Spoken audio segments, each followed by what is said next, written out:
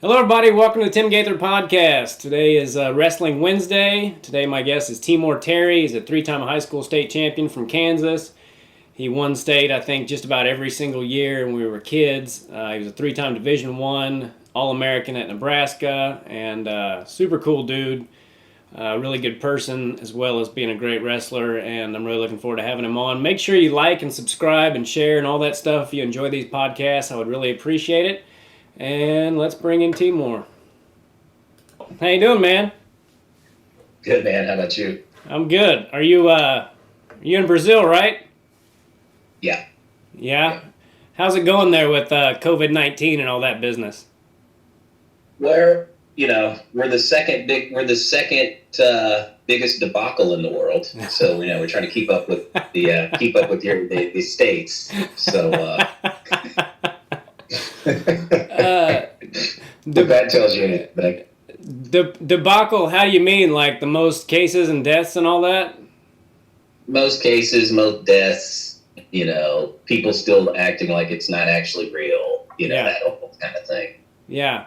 Is it also part of because like Brazilians and South Americans are very like gregarious people, like they want to talk to each other and hang out and shit? Is that part of the problem?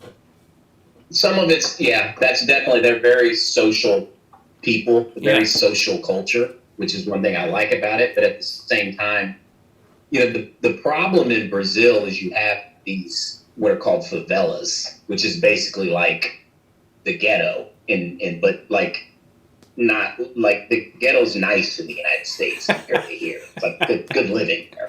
Okay. So the government basically gives them no services. So you have like 30% of the population that lives in these favelas. Now, remember, Brazil's the sixth largest country in the world in terms of population. So there's a lot of people. Yeah. And you have all these people that literally in the favelas, there's no hospitals, there's no doctors, there's no medical, there's no nothing. So it just runs rampant in these places. Yeah. And that's what your biggest problem is here. Okay. So it's South America, dude. It's one of the things. Yeah. How did you discover that you liked it there so much? What is it you do for a living? You're like this international man of mystery. You're always on the freaking beach. Yeah. I try to stay low. Move fast, stay low. So my buddy always tells me. So, man, I've just been an entrepreneur my whole life. So we've always just kind of started businesses. So we launched a medical equipment business about 3 years ago. That's doing pretty well, but it all can be done over the internet. I like businesses that allow me to work wherever I want to work. Yeah. You know what I mean? So it's all done over the internet, phones, emails, text. So we sell medical equipment. But I travel a lot to do that. So yeah.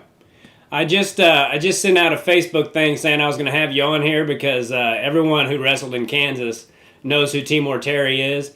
And so I've got a few questions here for people that I was going to ask, but I was always curious, where did you get the name Timor, and has anyone ever said it right the first time? So I'm the fourth. Okay. Right? So they somehow managed to do this a few more times before me. So I'm Temoer Lee Terry the fourth. Origins, basically, it's got some basically like French and Cameroonian origins, whatever the hell that means. I just know that's as far as I got.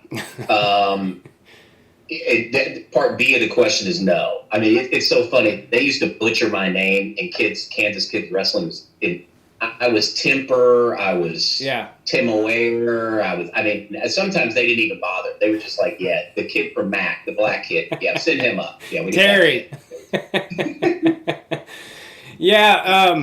I remember every bracket growing up, it would say Temper Terry. And even to this day, every time I text you, I have to correct it because it says fucking Temper every time. I'm like, no, damn it. The man's name is Timor.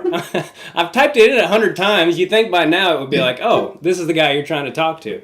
Right. So, it got butchered.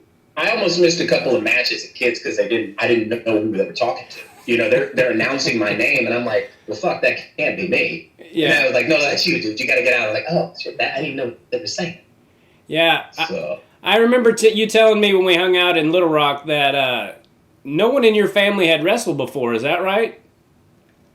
Yeah, no, my dad was a big, like, track athlete. My dad ran at Wichita State, did, like, the decathlon. He was, like, a big high jumper. So I was really big into track when I was young. But then, my mom really wasn't into sports. My sisters were both really big in track. Track was kind of our family sport. Yeah. And it was funny. You might remember, you remember Jerry Bowen? Oh, yeah. He was just at my show in Wichita. Okay. So Yeah. Jerry, I moved next door to Jerry when I was 7.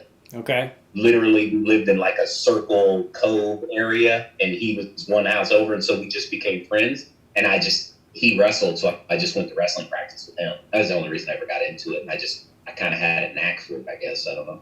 Yeah. You made it to the state finals your very first year too, right? Yeah, I got my ass kicked, but I got there.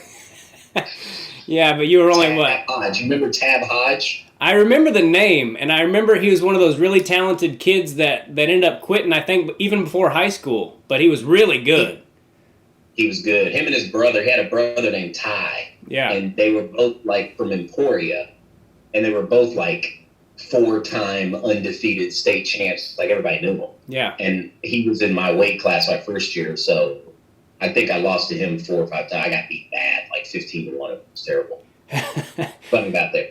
But your first state title, you were, 9 years old, and you were in, it was in 10 and under 65, and I remember because I was in that bracket, and we talked about it a little bit in Little Rock, but dude, I don't know if you still have that bracket, but you should find it sometime and see how many people in that bracket alone ended up becoming high school state champs. I mean, it was loaded, dude. You, Cody Rolfe, Jarrett Welch, I got beat out.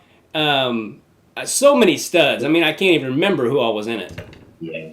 That silver, I forget his name. He was from, like, El Dorado. Stuyvesant.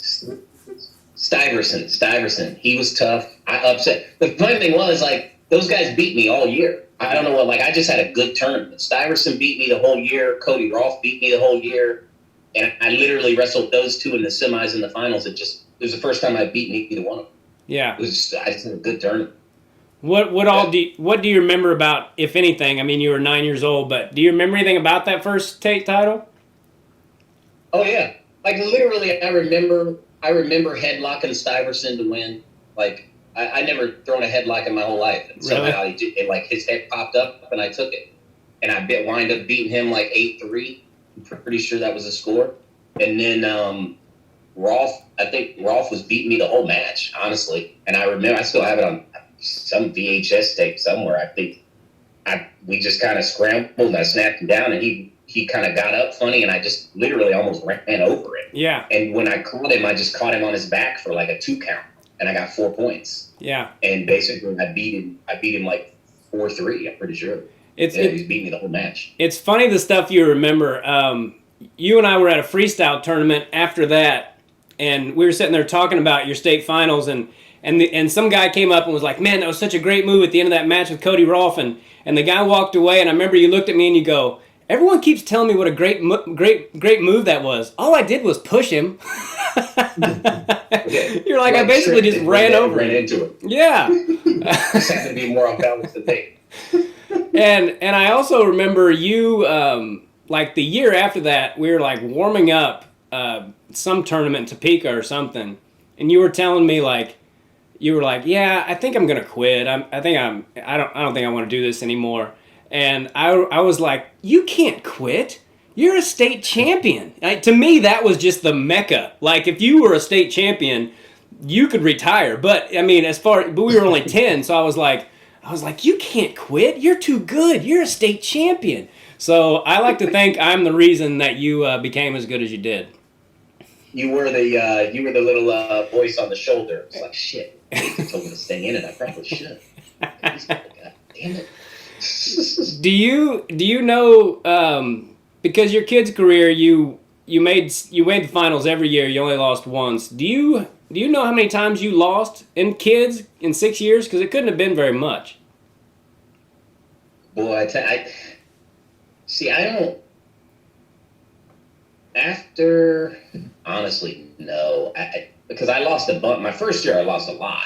It's funny. Do you ever know a kid named Scott Zander? Yeah. Remember Scotty Zander's like a big muscular kid from El Dorado? I totally do. Yeah. That was the first time I got pinned. I hated that fucker. And I remember getting beat by him I lost a lot my first year. And then, like I said, my second year was when I beat Stuyvesant and Rolfe. Yeah. Right. But I had lost a lot that year.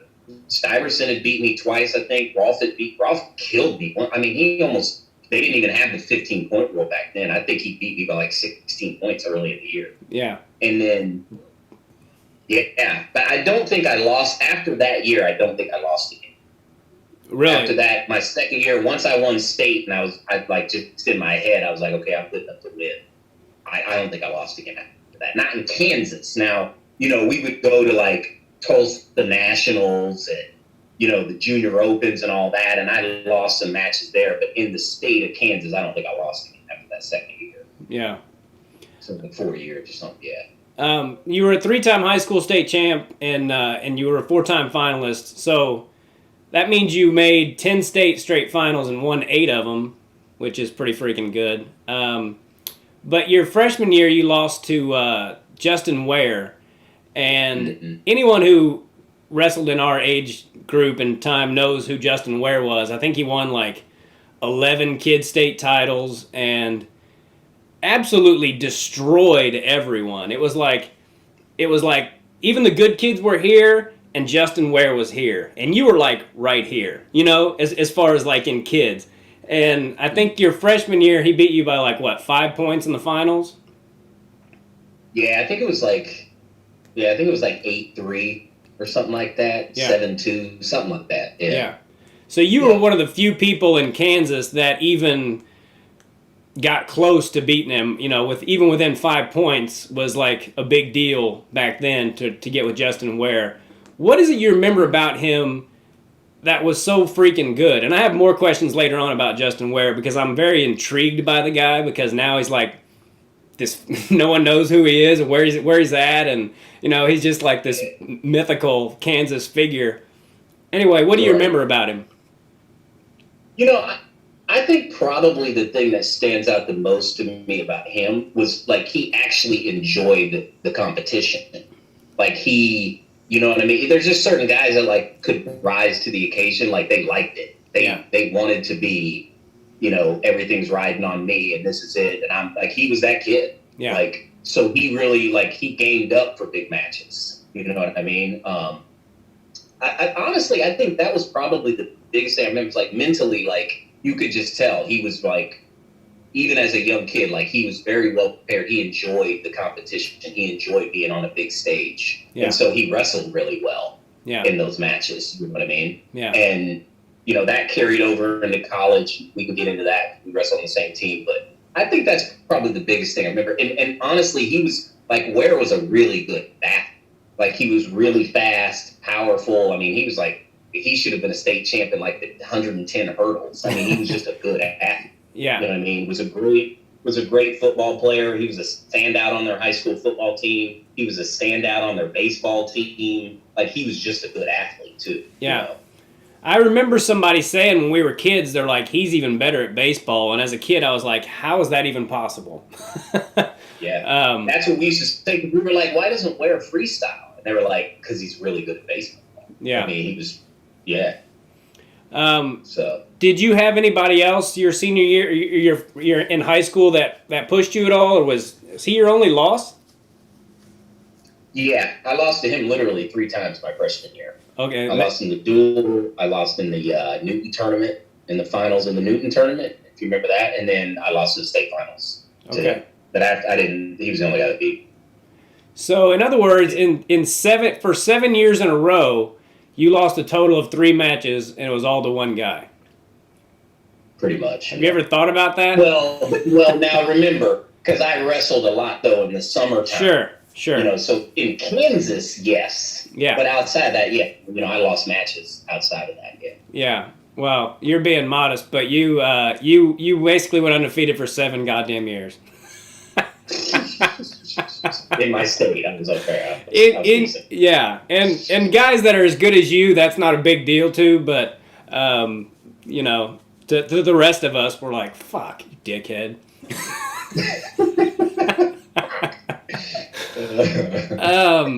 Your senior year of high school, you only wrestled 7 matches, and tell us why that is. Yeah, so I played soccer. So the funny thing was, I played soccer because I didn't want to get hurt playing football. Because I knew at the end of the day I was going to wrestle. It wasn't a question. So I was just really trying to stay in shape and stay active. So I figured I'd play soccer because a lot of running, get me in shape. You know, how dangerous could it actually be? I'll do this. Yeah. First damn game of my senior year, because I'd played the year before. We were pretty good. I mean, we were like ranked third in the state. We were a pretty good team. Yeah. And I literally, the first game of the year, there was like a corner kick, and I just remember going up and jumping, and I jumped, and when I came down, the kid fell over. And when he fell, he just rolled up on the back of my leg. And I remember hearing these 2 little pops in my knee and just going, shit, I didn't think much of it. And I played a little while longer, and then I just noticed like my knee was stiff. And long story short, and then I tore my ACL. Okay. You know, but this is 1992. You know what I mean? Like the technology back then, they were like, put 2 sticks next to it and wrap some fucking duct tape around it. Let's go. I mean, that's what you did. Yeah. So I wound up just sitting out the whole season. And then basically I was like, shit, I gotta be able to wrestle. So it's funny. I don't know if you've ever seen like one of the tests they would do to test your strength to see if you were strong enough to go back and compete. Yeah. Is they had this thing called the Cybex. And basically it was like you do like, you know, like pull, you know what I mean? Like whatever that, what do you call it when you do the like a pendulum? Like thigh races and stuff like that. So you were like putting your bad leg up against your weak leg and seeing if it was close. If it was at least 90% of your good leg, then they'd let you go. Okay. So I just cheated on my good leg. I went like 50%. And they were like, wow, your leg's really strong. I'm like, yeah, I know. Can I go? They're like, yeah. I'm like, good. Because I knew, I was like, if you just get me on the mat, I'm like, I'm going to beat Dustin Bain from Ark City. I'm like, I'm going to win. I just need to just let me wrestle. So I just cheated on my good leg. Yeah. They let me wrestle. So there was probably all these kids thinking, I got a shot to win state this year. Timor's hurt. And you're hurt the whole year, and then you come back and win regional and state, and you finish the season 7-0. I bet they hated your ass. And the funny thing was, I almost got thrown out of the regional tournament. They legitimately, they should have disqualified me. Really? Because I basically, like, I think it was like my second match, and I was just amped up. I had wrestled the whole year. So, I mean, you know, this kid, I take the kid down. This kid does a stand-up, and I mean, I just go crotch and claw and and just drill the kid. I mean, I got pictures of it. It was bad. And technically, the kid I should have gotten disqualified. The funny thing was, his coach was actually the dad. You remember the Working Team brothers? Oh, yeah. That Working Team was the coach. Okay. We all wrestled on the same kids team together. Okay. So basically Working Team was like, I'm not gonna do this. Like, I'm not, because he knew I was better than the kid. So he was like, I'm not going to disqualify you. So he basically literally had the kid go out there, like, you know, where they start the match and then stop it and shake hands and he defaults. He made the kid go do that. Okay. Is the only thing that saved me. They would have just kicked me out. You know, I would have got disqualified. Yeah. Dude, that's part of why I like wrestling, man. There's people like that in this sport that are like, no, I'm not gonna let that happen to this kid. He's really freaking talented, and they're gonna take away his third state title just so my kid can move on. That's really cool that he did that. Speaking of was it Dustin Bain that you wrestled? Dustin, yeah. Okay. That Ark City reunion thing a few years ago, was that the last time you wrestled? Yeah. Uh-huh. Well, Jeremy Malloy, you know Jeremy Malloy, right? I remember him, yeah. Yeah, he was telling me the story of how he went to that, before the duel, they were asking Dustin Bain if he wanted to wrestle in the thing. And he was like, I'll wrestle if I can wrestle Temoer Terry. And he like started training for it and shit. And then you handled him pretty good in the duel or whatever, and then Jeremy said that he came up to you at the party afterwards and he goes, Timor, I think we've established that I cannot beat you. Yeah.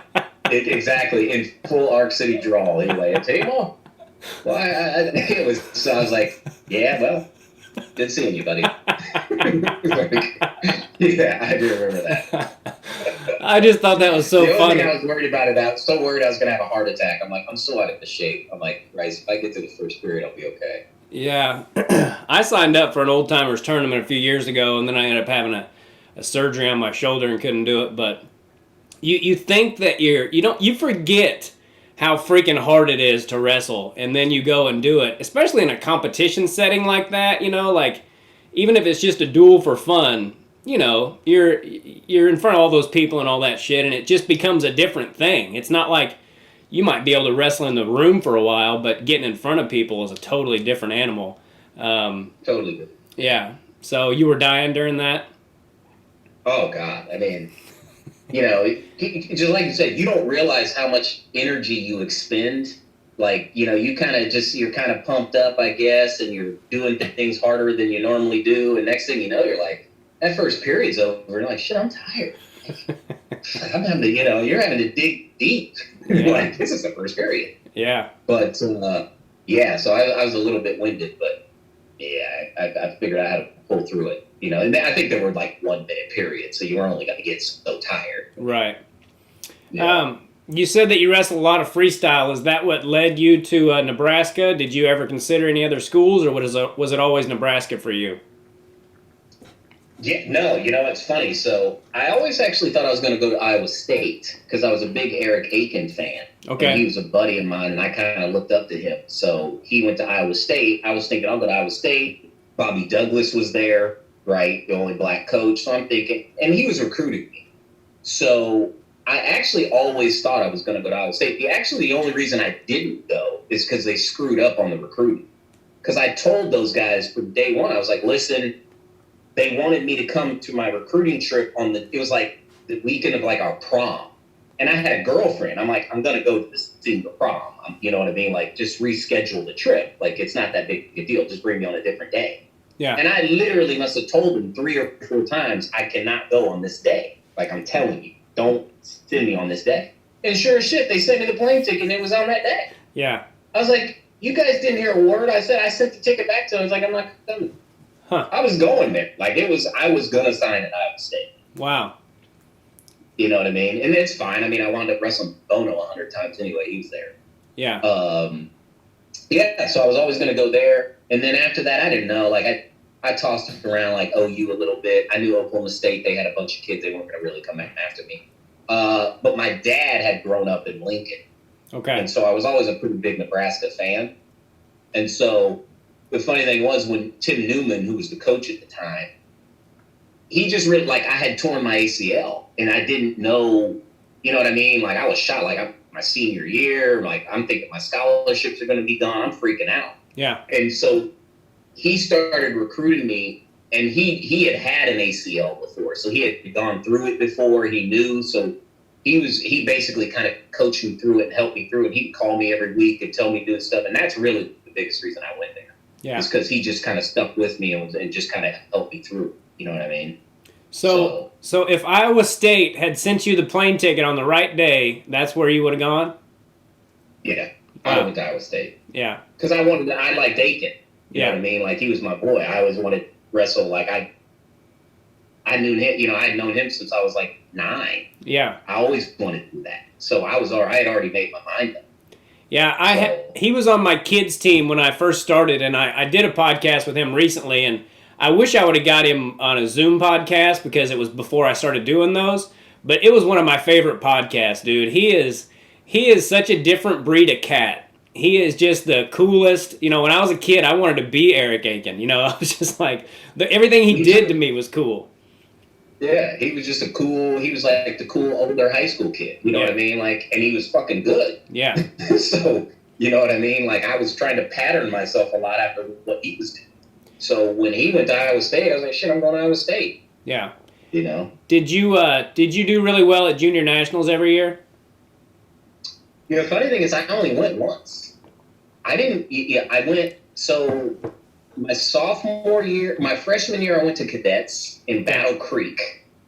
It's funny. I literally fractured both of my thumbs. How the fuck do you do that? I fractured both of my thumbs and didn't place. My sophomore year, I doubled at cadets. I won cadets and Greco and freestyle cadets my sophomore year. Okay. Didn't go to juniors though. Then my junior year is the only year I actually went to juniors. Okay. But I made the junior world team before that. So I made the junior world team in Greco. Wrestled in the worlds. I got fourth. I got fourth at the worlds. Then flew straight back. Went to juniors and wound up getting fourth at juniors. Wow. In Greco. And then the funny thing was, I lost in freestyle. I went 2-2 in freestyle. I lost to Jacob Newby. Yeah. If you remember him, he was like number 1 coming out that year. I had him in the second round, got my ass kicked. Okay. And then I wrestled one other kid, I think from New Mexico, and then I wrestled this kid, Jeff Catcherbone. I don't know if you know Catcherbone. He wrestled at Michigan. He was an All-American. He was from Pennsylvania. Yeah. And I got freaking headlocked. I literally low singled the kid, picked the low single up, and somehow the fucker headlocked me. I don't know how he did it on one leg. Yeah. And I wound up getting stuck. It's like, I'm out. So that was the only time I went. My senior year, I didn't go because I needed to make some money, so I just worked. I didn't even wrestle. So. Okay. So did you redshirt your freshman year at Nebraska? No. No? I wrestled. Oh, you did? Yep. Okay. Yeah. So Mike Ironman was an All-American the year before at 150. I beat him. Okay. There was another kid from Missouri I beat. I beat Ware. No, I didn't beat Ware. Ware was at 42. But we wrestled a couple of times. We wrestled in matches, and I typically could win by then. Yeah. So I had to beat out a defending All-American, this kid Kevin Klein from Missouri, who was actually pretty good in high school. And then this other kid from Iowa, Stevens, I beat him out too. Kevin Klein was a Missouri kid, right? Missouri kid, yeah. He wrestled with like Matt and Franca. I don't know if you remember in Franca. Oh, yeah. Steve Benny, all those guys, yeah. Okay, cool. So your freshman year, you were an All-American as a true freshman? No. No. I got beat out. Okay. The crazy thing was, though, so I went 1-2 my freshman year. But the guys I lost to the guy that got second and the guy that got third in the bracket. So the first round, I actually got beat by this kid Porter who lost to McElravy in the finals. He beat me in the first round. And then I went back and had to wrestle. I don't know if you know Tom Shiflett from Edinburgh. No. He was like a 2 or 3-time All-American. Okay. I drew him the next round, but I just had a good match. He might have been hurt. I don't know, but I beat him pretty good. And then the next round, I got the kid who was actually the number 2 seed who got upset. Wound up wrestling all the way back and got third. He should have been in the finals. He was good. Yeah. And he beat me. So I basically wrestled the kid that got second, a 3-time All-American, and the kid that got third. And I got beat out. So when your college career, like, obviously you hadn't lost a lot of folk style matches in your entire life except for your first couple of years of wrestling. Was it hard? Like, was it a hard adjustment? You know, getting beat in a way that you probably hadn't ever been beat before, and it's kind of a 2-part question. Like, was it a tough adjustment? And can you remember anything? Was it like a specific moment where you something clicked and you got better, or was it just gradual? Yeah. So, you know, it's funny. It's really hard when you go from winning a lot to. I mean, I remember the first time because I didn't lose in college for a while. I probably, my first 10 or 15 matches I won, and I think I won my first tournament. So I'm like, shit, this is right back in the mix. You know what I mean? And then I got beat at the Las Vegas Invite. And I got beat by the kid that beat me first round at NCAAs, the kid that lost to McElravy. That's who I lost to in the quarters. And I remember that. Like, I hadn't lost in so long in a collegiate style tournament. I was like, shit, I didn't know what to do. I mean, like, I literally every old style tournament I could remember, I was always wrestling on Saturday in the finals. I didn't even remember wrestling in the backgrounds. Yeah. I never wrestled in the consolations. So that just in itself was like, shit, I got to wake up in the morning and go to consolations. Like, this is weird. Never done this before. Yeah. You know? So it was like mentally, man, it took me a while. Like, I got beat a lot my freshman year because I think that was a lot of it, man. You're not used to it. And it takes a minute to get over. You got to really start to realize, like, I'm not terrible. I'm okay, but I got to get better. You know what I mean? So it definitely took some adjustment. But I think I lost like 17 matches my freshman year. I mean, I got beat a lot. You know what I mean? Yeah. My sophomore year, honestly, the thing that clicked over, like, Newman did something that was probably better than anything I'd seen. Like, in the summertime, he would take like 5 or 6 guys, and he had all of these like small little wrestling camps set up all over the state of Nebraska. So we go to like these 3-day wrestling camps at high schools. So we go 3 days there, 1 day of travel, 3 days at the next place, right? But it was about 6 guys. We all traveled together, worked out the whole summer, but he would make us teach the clinics.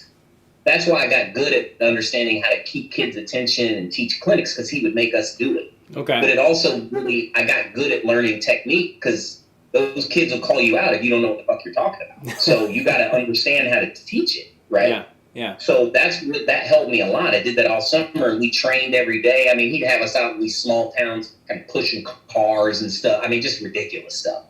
But it helped a lot. Mentally, when you train like that in the off season, you start to think, okay, I deserve to win. Yeah. You know what I mean? And then I went to we went to Edinburgh early to a tournament. And I don't know if you remember the Hughes brothers. Yeah. Russ and John Hughes from Penn State. Sure. I wrestled one of them in the finals of that tournament. I think he was number 1 at 42, and we were up at 50, and I beat him. Oh, wow. And once I beat him in that match, I knew I could win at that point. I was like, okay, because this he's number 1 in the country, and I've known him since he was in high school. Hell, if I can beat him, I can beat anybody. Yeah. That was pretty much the match when I was like, okay, I can do this. Did something to your confidence? Yeah, you know what I mean? Like, he's one of those guys you saw in high school. He was, first team All-American number 1 kid. He's going to Penn State, him and his brother. He's an All-American. He's number 1. I mean, he's a good kid. You know what I mean? I'm like, hell, I can beat him. He's one of the best kids in the country. So that just, once I knew I could wrestle with him, I was like, okay, I can wrestle with these guys. And he had a great college career. I think him and his brother both won it at least once and made the finals a couple times. Yeah, I don't know if they won. Now, one of them lost to Jerry. No, he might have beat Abbas. No, that's right. I think one of them did beat Abbas. One of them beat Abbas in the finals. Yeah, because I had Abbas on my podcast. That's right. That was Jerry Abbas. Yeah, I think it was John that beat him. Did you ever wrestle Jerry Abbas? I'm sorry, did you ever wrestle? I didn't wrestle? Okay, you were bigger than him, right? Yeah, he was at 42. Okay. Yeah. So the rest of your college career went how? Your sophomore year, you got 3rd? Yeah, so sophomore year, I lost to Steve Marinetti, who beat McElravy in the finals. Okay. I lost 3 years in a row in the semifinals. I mean, wow. Just the biggest clusterfuck of the time. But so I lost to him in the semis, and then I go back and just I actually got 4th that year. I boneheaded up and lost to Jeff Thyler on just a ridiculous. I can't even stomach to think about it. Yeah. I lost to him and got 4th. I don't know if you know Thyler. He went to Arizona State. He was pretty tough. I know the name, yeah. And then my junior year, I should have won. I was number 1. I beat Joe Williams. I beat the defending champ, Eric Binion. I beat everybody. And then I was wrestling Binion in the semifinals, and that's when I blew my shoulder. I wound up defaulting. Okay. But I was okay. Funny thing was, there was these 2 twin brothers called the Alderman twins from Wyoming. They were big. They were tough. One of them, I was supposed to wrestle him. I was like, shit, man, I don't know if I can one-arm this kid. Like, this kid's strong. Yeah. Good thing, though, he hurt his neck, so he defaulted. So I was like, woohoo! I didn't have to wrestle him. So I got into 3rd place, and then I literally just snaked this kid on a go-behind and wound up beating him like 3-2, this Smith kid from Fresno State. So I got 3rd that year. Okay. And then my senior year, I just dealt with my shoulder the whole year. I blew it out the first day of practice again after I redshirted and rehabbed it. Literally the first day of practice, 5 minutes into it, I blew it out again. Okay. So I just dealt with it and wound up losing. I lost to the kid in the semis. I lost to the kid Gardner from Ohio, who I should have beat. I just didn't have a good game plan, and the kid was literally like 6'3", and I just wrestled a terrible match and just got beat. I mean, he beat me. So it was a bad enough injury that you had to redshirt? Yeah. Oh yeah. I mean, I dislocated my shoulder, so once you do that, you got to get it fixed. Yeah. So I just redshirted and wound up and just took that the next year. Didn't you say you had to wrestle up at like 167 or something your senior year too? Or you didn't have to, but you did? Well, remember, that was the year they changed all the weight classes. Okay. Remember how because it used, when I was first started, it was, 50, 58, 67, 77, and then it changed. It went to what the weight classes are now, 57, 65. Yeah. So I was wrestling 158. But I wasn't very big. I only weighed about 165 pounds. I wasn't really big. You know what I mean? Yeah. Well, when they changed the weight classes halfway through, 158 went to 165. Well, I'm like, well, hell, 150 went to 157. So I'm like, well, shit, I can just go to 57. But they made the rules, so they said, you had to wrestle at least half of your matches up to that point at that weight class. Well, Okay. I hadn't wrestled 50 all year. I'd only wrestled 58, so they wouldn't let me go down. So now I'm literally cutting nothing. I'm walking and eating, getting on the scale. Yeah. At 65. I was just tiny. You know what I mean? Yeah. Which wasn't that big a deal. I mean, I was okay, but I remember standing in line next to the Gardner kid, and I'm like, this kid's like 6 inches taller. I mean, like, he should have played basketball. What the hell he was doing? But, yeah, that's crazy. So, yeah, I wound up having to wrestle 65 that year. And you finished, what, 6th? 6th. Yeah, I defaulted. Because my shoulder was pretty bad. After I lost that match in the semis, like, the next day I couldn't even hardly lift my shoulder. And I was like, dude, I'm done. Yeah. I didn't win it, so I'm going to place, but I can't. I'm not going through this again. Yeah. Joe Williams is one of the best collegiate wrestlers the United States has ever had. He's one of the best freestyle wrestlers the United States has ever had. And you beat him. Tell us about when you beat him. Yeah, it's funny. I was at I was going to be redshirting that year. I was supposed to redshirt. It was 96. I was going to try for the Olympic team. Because Matt Temoer, I don't know if you remember him. He was an NCAA champ from Wisconsin. He was coaching. He was number 1 on the ladder. So I'm like, well, hell, he's in our room. You never know. You know what I mean? So I was supposed to redshirt. And then basically what happened is the Northern Iowa Open was going on. I was redshirting. So me, Matt and Franca, the kid from Missouri, all of us redshirts, we just piled in a car and went up to Northern Iowa, right? The rest of the team was somewhere else at an actual, a team tournament. Williams is in the bracket. And so, and you know who else is in the bracket? Matt Hughes. Okay. Remember Matt Hughes, like the MMA kid? Yeah. He was a 2-time All-American. Yeah. I beat him in the semis. He had placed the year before. He was from Eastern Illinois. And then, so I had Williams in the finals. Tim, the funny thing was, man, it's actually the one time I can remember where literally I wrestled that whole match in my head the night before. Like, it literally almost went exactly as it went in my head the night before. Like, no takedown, 0-0, I get an escape, blah, blah, blah. He gets an escape, it comes down to who's going to get a takedown. And I just remember, I always remember that one of the things he would do when he would let you go, because I was down in the 3rd period, right? Well, he would, he'd put his hands up. He wasn't going to ride anybody.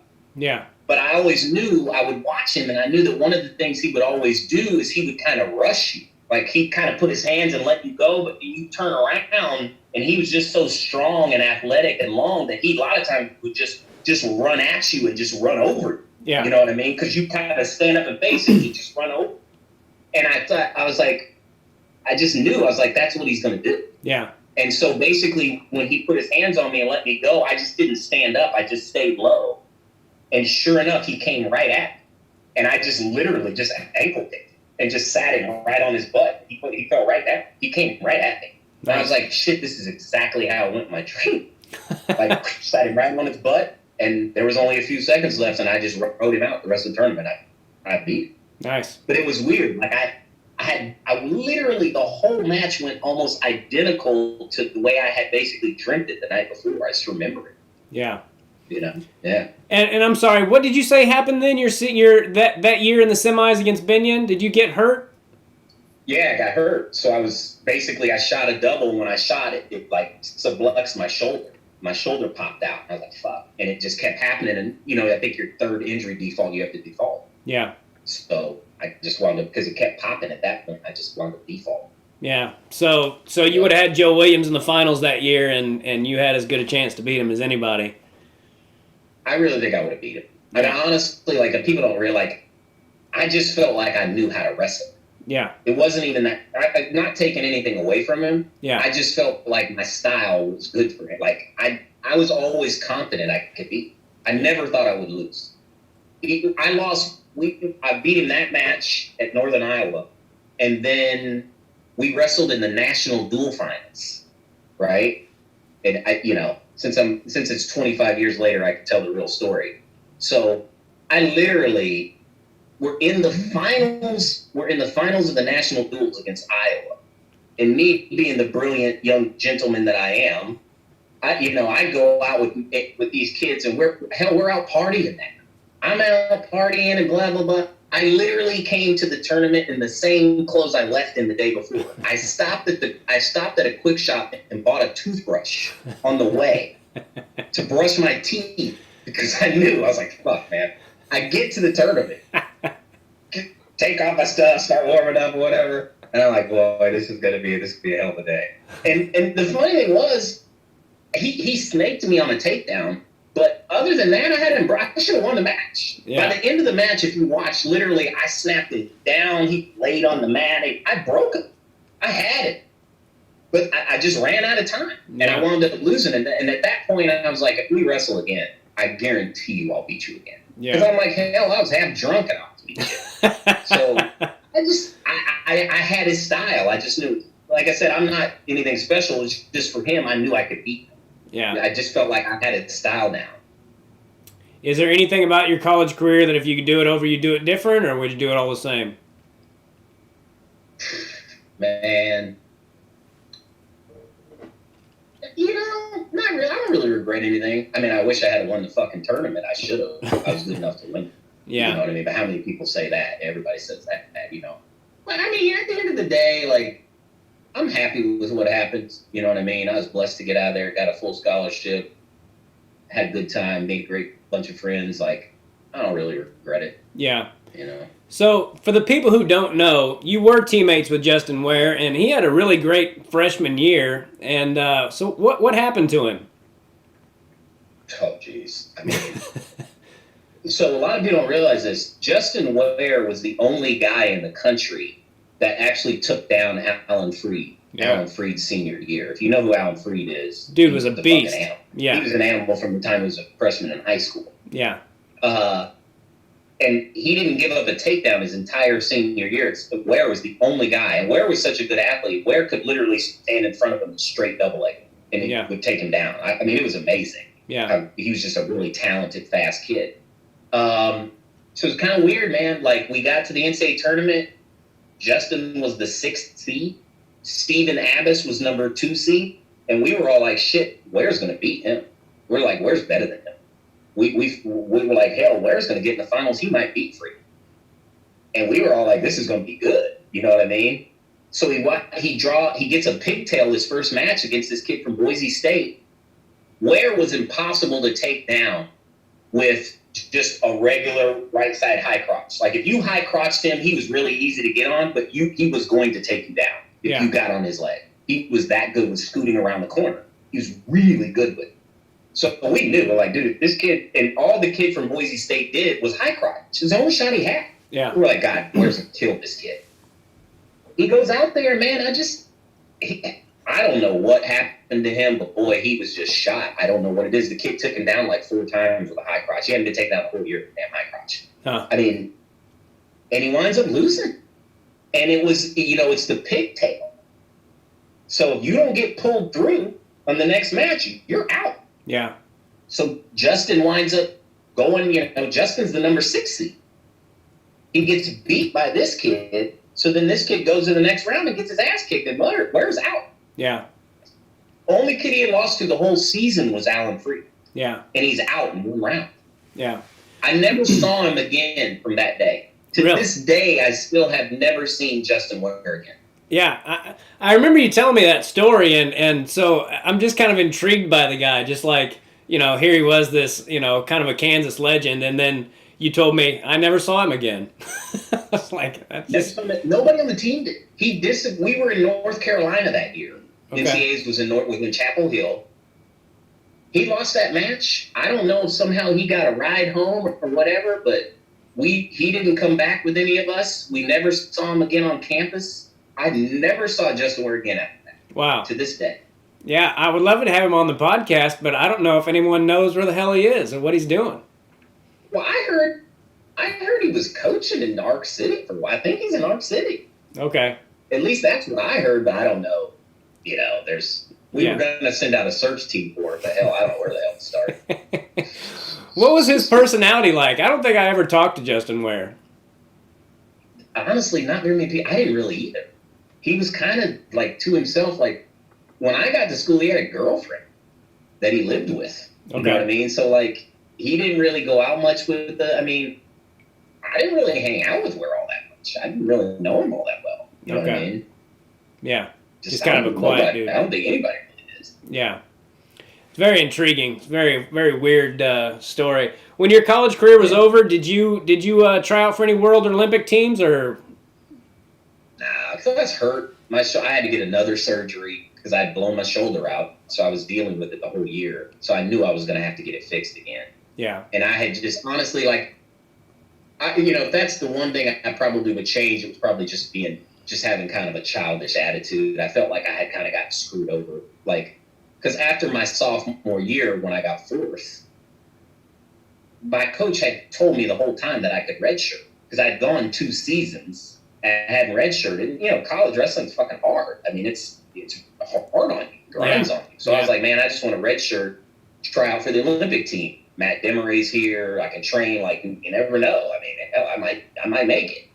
And he had told me the whole time that I was going to redshirt. Right? I remember sitting there after I got beat by Filer for third, and he was like, "We'll redshirt this year." And I was still in my sweating after the match. I remember that. And I went to that tournament in Northern Iowa. Up to that point, I was a redshirt.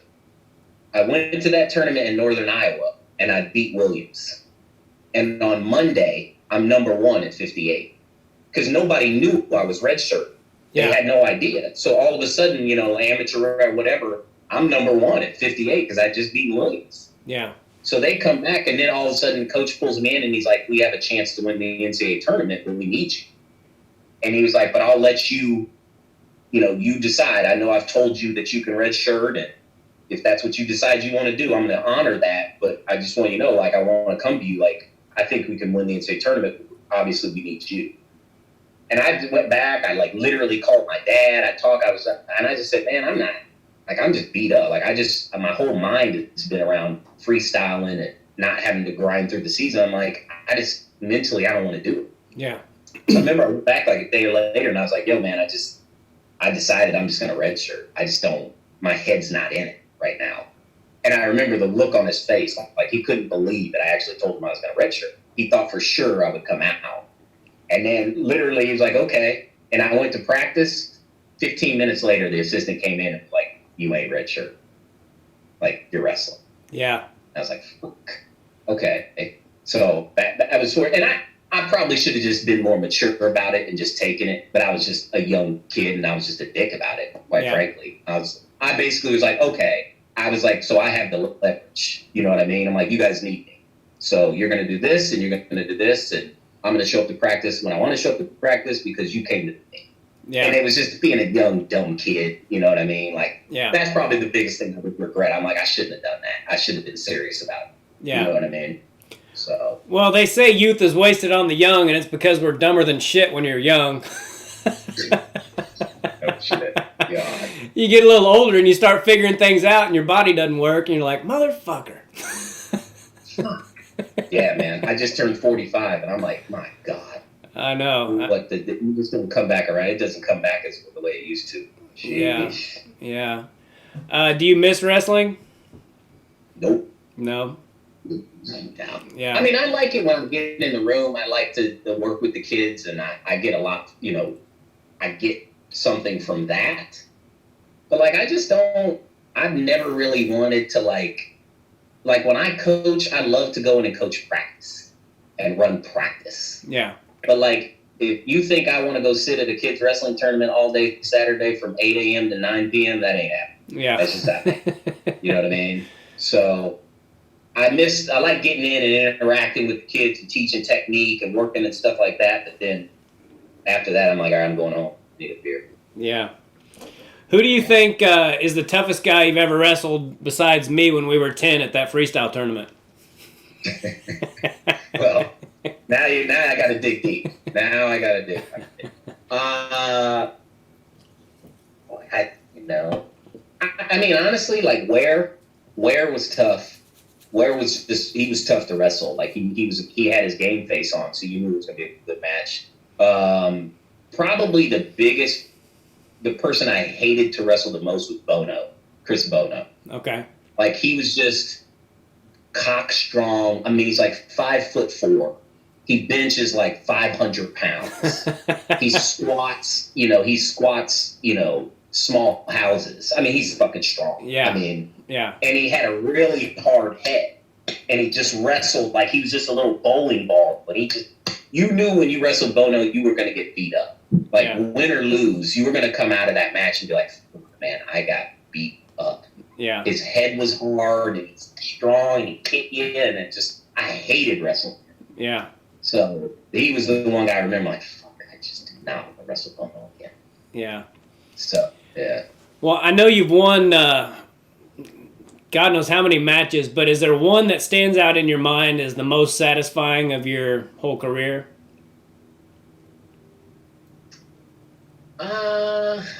Boy. I don't know. I mean, there's a lot of good matches. I mean, honestly, I think beating Williams stood out a lot just because nobody really thought I would beat it. Yeah. That was probably the big. Everybody thought, he was kind of the second coming of Christ. So the fact that the look on Gable's face when I beat him, that was priceless. Yeah. That's probably the big, you know what I mean? Like, in college, that was probably the biggest when I thought that stood out. You know what I mean? Yeah. High school, not really. There's just some guys I wouldn't even remember. There was a kid, I don't know, did you ever go to the Southern Plains Regional? I won it when I was a kid, but I never wrestled in it again after that. Yeah, and kids, I did it. I remember when I was a cadet, it was the last year I wrestled it, and I was getting worked. Like, this kid from Colorado was beating me like a drum. It was ugly. And I don't know what happened, but I somehow just did like this. It was like the best duck under of my life. And I did it so good that he was leaning so hard that he literally flipped over, and I like stacked it off the duck under, and it was a touch fall. And I just remember that because I'm like, boy, this kid's kicking my ass. He was about to tech me. Yeah. And I hit one duck under and pinned him, and I was like, yeah. I remember that. That was funny. He was pretty good. Yeah. So, does any loss stand out in your mind as the hardest one of your career to take? Honestly, losing to Gardner my senior year in the semis, I should have beat him. Like, it wasn't. I lost. It is what it is. But I think anybody was looking at it was like, shit, we can't believe we lost that. I mean, I should have beat him. Yeah.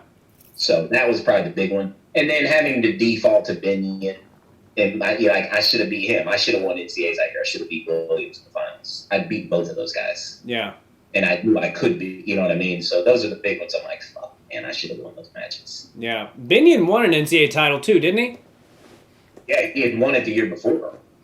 So like the year that Steve Marinetti won it and beat McElravy, Binion was at 58. So Marinetti won 50, Binion won 58. He beat this kid, Wernsberger from Michigan State.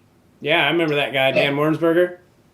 Dan Warrensburg, who I think is the coach or he was at Virginia Tech. I don't know where he's at now. Yeah, he used to coach Southwest Missouri State before they dropped their program. Okay. So, yeah, he was tough. So, Binion won it that year, and then that next year was when we were all. So you're enjoying life these days. Do you have any like long-term goals? Do you want to have kids or any of that stuff ever? Nah, so, I've never really, I guess, haven't been the maternal type. I never really wanted kids. It's never been something like I've wanted to do. So I was married before. You're freezing a little bit. Of course now, but one of my friends, she was in Miami. But even with her, she was like, we had already talked about that. Like we just didn't. Kids really just wasn't something we wanted to do. So. Yeah. My sisters have 10 kids between them, so there's plenty to go around. I can always borrow one of theirs. You know what I mean? So that's it. I'm just building these businesses, traveling around. I try to, give, donate money and help people and do some stuff, especially like with everything that's going on now. We've been trying to give a lot of money and food. So, we do a lot of that kind of stuff and just enjoying life, man. Being very blessed in what I've had and, the childhood that I was growing up. I mean, Christ, I grew up in McPherson, Kansas. I mean, yeah. Talk about cupcake living, man. I mean, so, I was very thankful. My parents, they brought me up in that world. So I'm happy, man. Just building the company, living the dream, I guess, where the hell that is. Well, you look exactly the same as you did your senior year of high school, so good for you. Yeah, I kind of tried to keep it dark so you can't see the bags and the bald spot. Well, it's been great talking to you, dude. I'll let you go, but I really appreciate you sending that stuff to my mom and my wife. When my mom she was sick and during my wife's pregnancy and all that stuff, we really appreciate it. And if there's anything we can ever do for you, please let us know because we'll never forget you doing that. You didn't have to do that, and it was super cool of you. And yeah, my pleasure. Everybody knows you from Kansas, and I'm looking forward to releasing this because so many people are like, I fucking remember Temoer Terry. Everybody remembers Temoer Terry, dude. So, yeah, man, thanks so much for being on here. I'd like to talk to you after this podcast at some point about all the stuff that's going on in the world. We might not want to talk about all of it right now because we don't want to alienate everybody, but... Right. But, exactly. But thanks so much for being on here, dude, and I'll let you know when it's up, and we will we'll stay in touch, and hopefully you'll be able to come to a show again sometime. I don't know when I'm going to be able to do comedy full time again, but it was cool seeing you. And I don't know if I told you that night, but I was so nervous knowing that Timor was in the crowd because you were telling me you were coming and all that shit, and I was like trying to be cool about it, but I'm like, fuck, I don't want to look like, my biggest fear was that I was just going to eat shit in front of Kansas legend Temoer Terry. And dude, that was so cool. Like, you're a funny motherfucker, dude. I mean, seriously, I was like, yeah, sorry for my F-bombs. I get caught carried away sometimes. But yeah, I was like, man, this dude's really funny. It's like, I was cracking up. I'm like, this is good. So yeah, man, it was great to see you. I was glad we got to reconnect. And like I said, I'm more impressed with the fact that you've made it in comedy for 20 years. To me, that's harder than anything I ever did in wrestling. So kudos to you, man, because that shit ain't easy. So yeah, glad we got to reconnect. Happy for everything that's going for you, and good looking kids you got. So that's good. And, yeah, I'm happy for you, man. I appreciate everything. I appreciate you bringing me on. And like I said, I'm just glad we're friends. I'm glad we got to reconnect, man. So I look forward to seeing you again. It was great having you, buddy. I'll talk to you soon. All right, buddy. All right. Take care of yourselves. Thanks, Timor. See you guys. Bye-bye. All right, everybody. That was Temoer Terry. That was super cool for me. Really good guy, really good person. Make sure you go to makingithappen.com, MACAN at happen.com. Help out little Bo Macon and his family, and make sure you subscribe to my YouTube. I really appreciate that. YouTube.com/Tim Gaither, or just click on that subscribe button at the end of this video. But yeah, I really appreciate you guys listening. This has been super fun for me to do, all these podcasts, all these wrestling studs, and Yeah. So thanks for listening. Thanks for tuning in, and God bless all of you. Take care. Bye. Do us both a favor and click on that subscribe button.